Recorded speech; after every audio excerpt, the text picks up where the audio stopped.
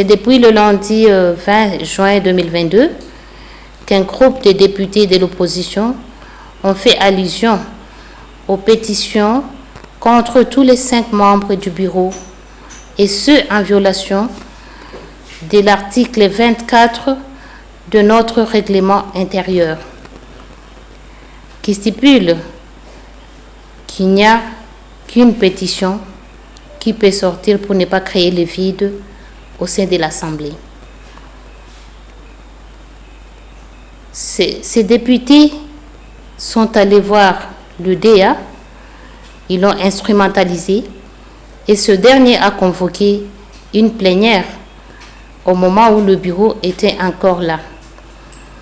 Et le bureau s'est réuni en extraordinaire pour décider de suspendre le directeur d'administration que nous appelons DEA.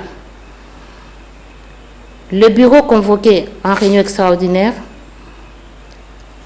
a suspendu le DEA et lui ouvrir une action disciplinaire. Arrivé le mardi 21 juin 2022, des scènes et des bagarres ont été envisagées ou enregistrées dans la salle de plénière entre les députés provinciaux. Les groupes de députés provinciaux sont allés tenir une plénière en dehors du siège de l'Assemblée provinciale pour installer le soi-disant bureau provisoire. Et c'est là en violation de l'article 7 de notre règlement intérieur qui stipule que en cas de crise ou de circonstances exceptionnelles empêchant l'Assemblée provinciale de tenir à son siège habituel des plénières ou des réunions, le bureau peut décider du lieu qui abritera provisoirement les travaux. Il n'y a que le bureau.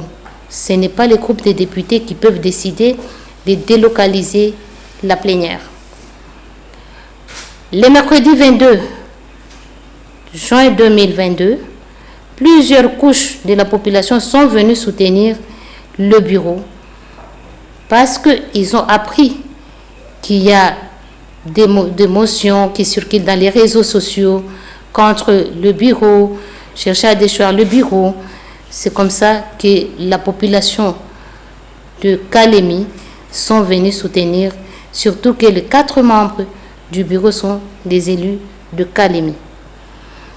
Arrivé le jeudi 23, alors que les membres du bureau travaillaient normalement, ces députés de l'opposition sont venus avec l'intention de tenir la plénière. Une résistance farouche des députés de l'Union sacrée a été constatée dans la salle et la police est intervenue dans la salle avec le message du vice-premier ministre, ministre de l'Intérieur, suspendant toute tenue de plénière et convoquant les membres du bureau pour consultation au niveau de Kinshasa. Et c'est là nous attendons de partir à Kinshasa pour consultation et mettre fin à cette soi-disant crise qui cherche à s'installer au sein de l'Assemblée provinciale du Tanganyika. Chers journalistes, la province du Tanganyika, elle a connu une déstabilisation au niveau de l'exécutif.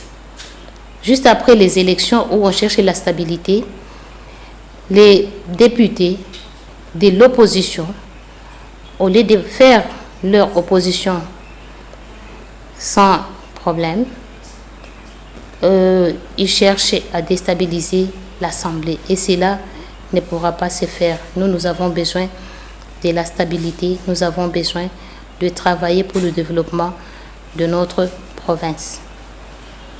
Je vous remercie.